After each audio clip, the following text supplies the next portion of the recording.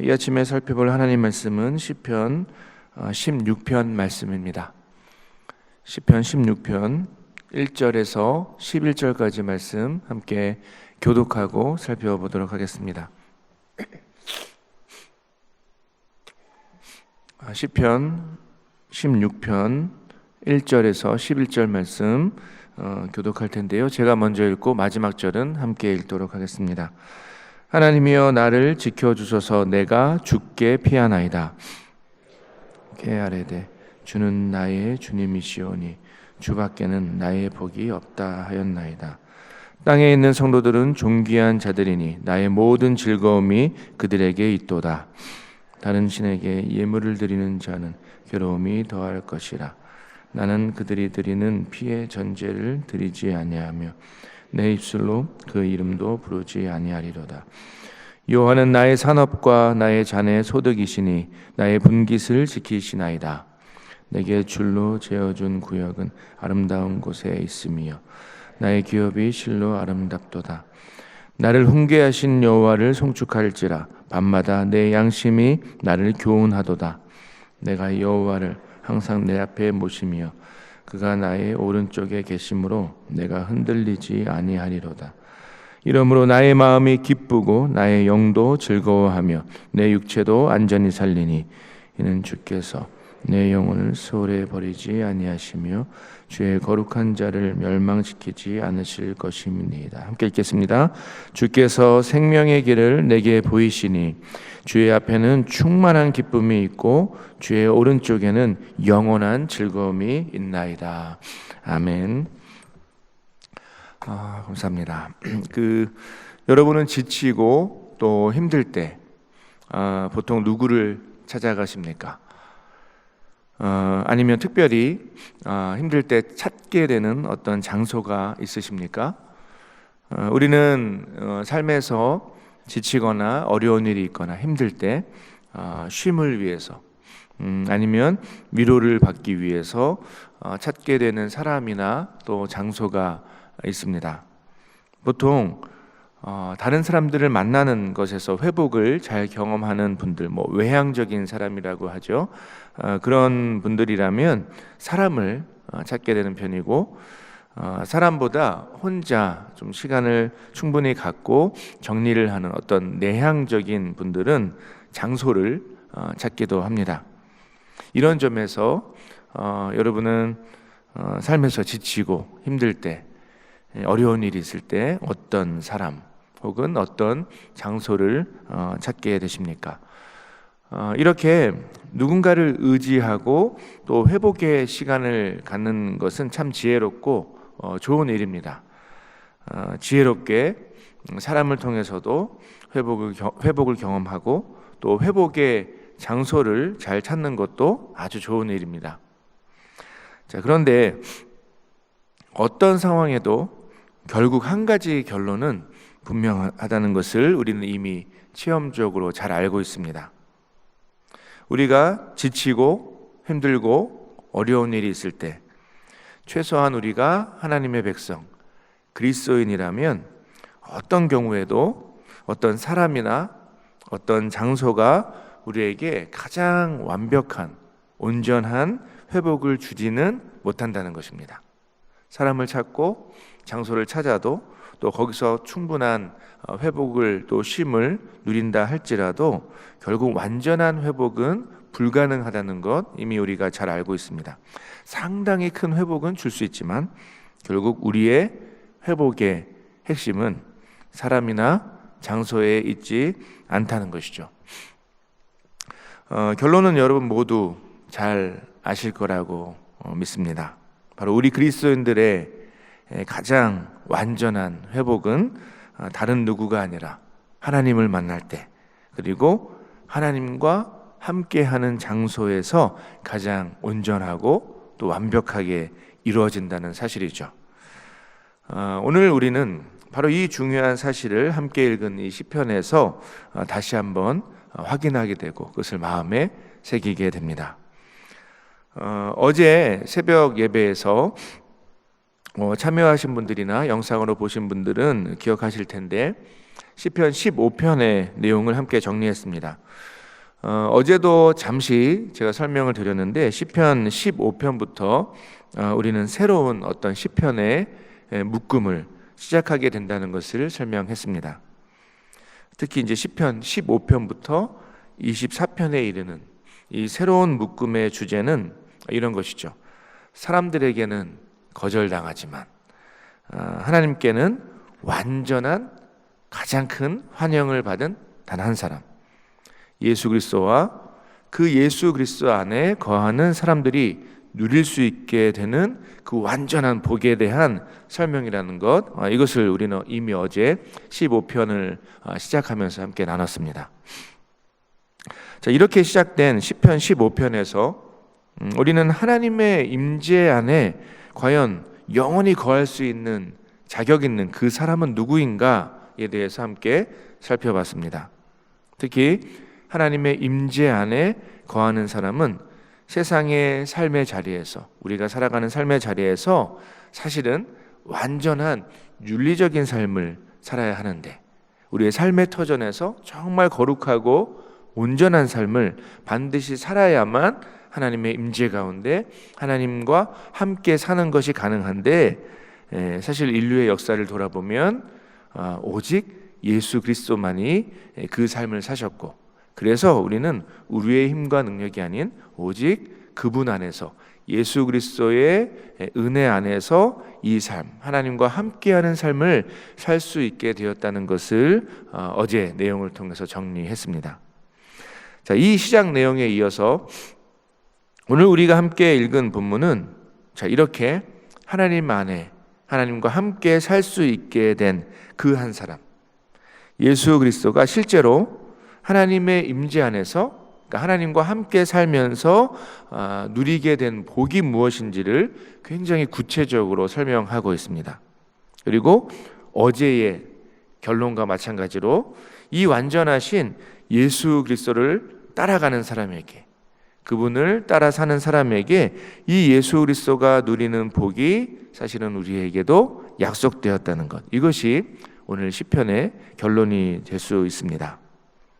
자, 그렇다면 하나님의 임재 안에서 하나님과 함께 영원히 거할 수 있는, 하나님과 함께 살 수 있는 그 자격이 있는 예수 그리스도가, 그리고 예수 그리스도 안에서 하나님의 임재 안에 비로소 거할 수 있게 된 우리가 이 하나님의 임재 안에서 하나님과 함께 살면서 누릴 수 있게 된 복은 과연 무엇일까요? 그것을 오늘 본문이 탁월하게 설명하고 있는데요. 먼저 오늘 본문은 다른 무엇이 아니라 하나님 그분 자체가 우리에게 복이라고 선언합니다. 2절을 한번 보실까요? 2절에 보시면 내가 여호와께 아뢰되 주는 나의 주님이시오니 주밖에는 나의 복이 없다 하였나이다. 사실 우리는 복이란 개념을 항상 우리가 무엇인가를 받고 또 그것을 누리는 것으로 쉽게 생각하곤 합니다. 물론 틀린 접근은 아니겠지만, 하지만 성경에서 말하는 그 복의 개념은 이와는 조금 다릅니다. 성경에서는 복을 어떤 좋은 것의 결과물로 말하기보다는 의외로 존재 자체로 설명합니다. 쉽게 말하면 하나님의 존재 자체가 우리에게 복, 가장 좋은 것이 된다는 말입니다. 그래서 창세기에 이 아브라함을 보내시는 하나님의 약속을 잘 살펴보면 실제로 아브라함을 보내실 때 하나님 뭐라고 말씀하셨습니까? 너는 복이 될지라, 이렇게 얘기하셨죠. 복 자체가 되라는 말입니다. 안타깝게도 우리는 늘 어떤 세상적인, 세속적인 가치관에 따라서 우리가 받게 되는 복을 하나님이 우리를 위해서 무엇인가를 좋은 것들을 주시는 것을 복으로 이해하는 모습이 일반적입니다. 그런데 성경에서 변함없이 강조하고 선포하는 것은 하나님 자체가, 하나님 그분이 우리에게 가장 좋은 것, 가장 좋은 분, 복이 되신다라는 사실이죠. 오늘 본문이 약속하는 두 번째 또 복이 있습니다. 그것은 놀랍게도 하나님 백성의 공동체가 복이라는 것입니다. 3절인데요. 3절 한번 보겠습니다. 땅에 있는 성도들은 존귀한 자들이니 나의 모든 즐거움이 그들에게 있도다. 여기서 말하는 땅에 있는 성도들은 당연히 하나님 백성들을 가리킵니다. 더불어 이 하나님 백성의 공동체이죠. 놀라운 것은 예수 그리스도의 마음으로 예수 그리스도를 대신해서 노래하고 있는 이 다윗은 하나님의 백성을 이렇게 소중히 여기고 이 하나님의 백성을 바라보는 것을 통해서 기쁨과 즐거움을 느낀다라는 것입니다. 여러분, 하나님 백성의 공동체는 성경이 처음부터 끝까지 강조하고 있는 변함없는 가장 중심에 있는 주제입니다. 우리는 이 시대에 가장 큰 안타까운 현상이 있는데 그것은 개인주의적인 신앙생활입니다. 교회 공동체를 떠나서도 이렇게 건강하고 올바른 신앙생활이 가능한가? 성경은 그렇게 전혀 말하고 있지 않죠. 때론 지지고 볶고 싸우고 갈등하고 힘들기도 하지만 우리 시편 133편의 이 고백처럼 하나님 백성의 공동체는 우리에게 하나님이 주신 마땅한 복이 된다는 것, 이것이 성경의 변함없는 선포입니다. 자, 본문이 약속하는 세 번째 복의 내용이 있는데요. 그것은 우리에게 주신 소명, 사명입니다. 5절과 6절입니다. 5절, 6절 보시면 여호와는 나의 산업과 나의 잔의 소득이시니 나의 분깃을 지키시나이다. 내게 줄로 재어준 구역은 아름다운 곳에 있으며 나의 기업이 실로 아름답도다. 좀 어려운 표현들로 되어 있습니다. 그런데 이 표현들은 결국 우리가 이 땅에서 하는 일들을 가리킵니다. 여기서 줄로 재어준 구역, 기업은 문자적으로는 이 본문의 흐름에 따르면 땅을 가리킵니다. 땅. 실제로 성경 구약에서 이 땅의 개념은 매우 중요합니다. 결국 출애굽 이후에 가나안 정착에서 여호수아서의 핵심은 뭐였습니까? 이런 표현이 맞을지 모르겠지만 땅 따먹기였습니다. 그리고 이 땅을 선물로 주신 하나님이 바로 이 여호수아서의 핵심적인 메시지죠. 하나님이 땅을 주신다. 그런데 왜 땅이 그렇게 중요합니까? 이 땅에서 하나님 백성은 열심히 각자에게 맡겨주신 일을 하면서 그 삶의 자리에서 그 땅 위에서 하나님을 드러내고 영광 돌리고 나타내고 또 증명하도록 하나님께서 부르신 것입니다. 놀랍게도 그냥 잘 먹고 잘 사는 것을 위해서 부자가 되라고 땅을 주신 것이 아닙니다. 남의 땅을 빼앗으면서까지 풍요롭게 살라고 그렇게 땅을 주신 것이 아니죠. 땅이란 것은 하나님 백성이 하나님의 부르심에 합당하게 성실하게 일을 하며 하나님의 거룩함과 하나님의 특별함을 나타내는 그 공간으로, 그 터전으로 우리에게 맡겨주신 것입니다. 우리의 것이 아니죠. 성경은 모든 땅을 그래서 우리의 것이 아니라 바로 하나님의 것인데 우리에게 잠시 맡기신 것으로 계속해서 강조하고 표현하고 있습니다. 이런 점에서 우리가 하는 일, 모든 일, 직업과 생계를 위한 일, 그리고 자기 개발을 위한 일들, 이 모든 것이 하나님이 우리에게 잠시 맡겨주신 땅이 됩니다. 이 땅에서 성실하게 일하고 또 먹고 살면, 그리고 하나님을 드러내며 또 나타내고 증명하며 사는 것이 바로 여러분 우리에게 주어진 사실 놀라운 복이 된다는 것입니다. 자, 하나님이 주신 본문에서 표현하는 마지막 네 번째 복이 있습니다. 그것은 우리 영혼의 안전함입니다. 9절에서 11절이 그 내용을 소개하는데요. 제가 읽어보겠습니다. 9절에서 11절입니다. 이러므로 나의 마음이 기쁘고 나의 영도 즐거워하며 내 육체도 안전히 살리니 이는 주께서 내 영혼을 수월에 버리지 아니하시며 주의 거룩한 자를 멸망시키지 않으실 것임이니이다. 주께서 생명의 길을 내게 보이시리니 주의 앞에는 충만한 기쁨이 있고 주의 오른쪽에는 영원한 즐거움이 있나이다. 여러분, 이 본문만 보시면 쉽게 떠올리시기가 어려우실 텐데요. 사실 방금 읽은 이 부분은 신약에서 거의 그대로 사용되어서 반복된 인용된 부분입니다. 어디에 나올까요? 사도행전입니다. 사도행전. 사도행전 2장에 보시면 베드로 사도가 설교를 하는 장면이 나옵니다. 그런데 이 본문에서 이 방금 9절에서 11절이 그대로 사용됩니다. 왜 사용했을까요? 어떤 맥락에서 사용한 것일까요? 바로 예수 그리스도가 죽지 않으시고 부활하셨다, 이 사실을 설명하는데 이 시편, 특별히 이 예언이 이루어졌다라고, 이 시편의 예언이 이루어졌다는 것을 베드로 사도가 설교한 것입니다.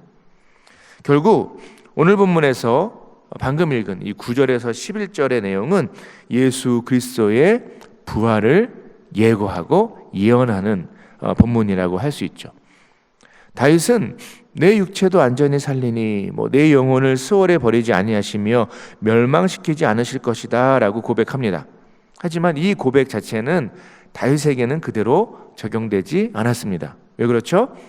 다윗은 결국 육체의 죽음을 맞이했고 무덤에서 육체의 썩음을 경험했던 것입니다. 자, 이 예언은 누구에게서 완성되었습니까? 바로 예수 그리스도의 부활을 통해 완성된 것입니다. 그래서 베드로 사도는 이 예언의 완성을 예수 그리스도의 부활로 증명하는 그 설교를 할 수 있었던 것입니다. 이 예수 그리스도의 부활은 예수 그리스도를 가장 안전하고 완벽하게 지키신 그 하나님의 강력한 능력을 보여주고 선포합니다. 자, 그런데 중요한 것은 이 예수 그리스도 안에 거하는 모든 믿는 자가 결국 이 하나님의 능력, 강력한 능력, 보호하시고 도우시는, 영원히 지키시는 그 하나님의 능력을 경험하게 된다는 것이 또한 성경 전체의 변함없는 약속이죠. 우리가 사도신경에서 고백하는 것처럼 우리는 육체적인 죽음을 맞이할 수 있습니다. 하지만 그러나 이 죽음도 이기지 못할 그 하나님의 영원한 사랑 안에 거하는 사람들입니다. 그 탁월한 고백이 로마서 8장에 나와 있죠. 사도 바울이 고백하는 것처럼 사망이나 생명이나 천사들이나 권세자들이나 현재일이나 장래일이나 능력이나 높음이나 깊음이나 다른 어떤 피조물이라도 우리를 우리 주 그리스도 예수 안에 있는 그 하나님의 사랑에서, 그 안전한 사랑에서 끊을 수 없다라는 것이 예수 그리스도 안에 있는 모든 사람의 결론입니다. 바로 이 우리 영혼의 영원한 안전함, 이것이 바로 오늘 시편에서 예고되었고 우리에게 약속된 것이죠. 그렇습니다. 여러분, 매일매일 거의 계속 시편을 보면서 강조하게 되는 내용인 것 같습니다. 우리의 영혼의 상태, 우리의 마음을 돌아보면 우리에겐 사실 소망이 없습니다. 그렇지만 시편에서 또 약속하는 것은 무엇입니까? 예수 그리스도 안에서 하나님의 임재 안에 사는 그런 사람들, 우리에게는 사실 또 영원한 하나님의 복이 약속되었다는 것입니다. 첫째, 하나님 자체가 우리에게 복이 되시는 줄로 믿습니다. 둘째, 하나님 백성의 이 교회 공동체가 우리에게 탁월한 복이 되는 줄로 믿습니다. 셋째, 하나님이 우리에게 맡기신 모든 일이, 우리가 애쓰는 모든 일이 우리에게 주신 하나님의 복입니다.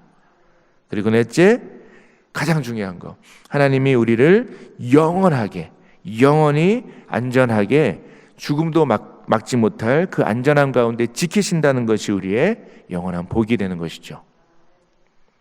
사랑하는 여러분, 오늘 말씀을 갖고 또 우리 삶을 돌아볼 때 우리는 이 하나님의 충만한 복을 마음껏 누리면서 살고 있습니까?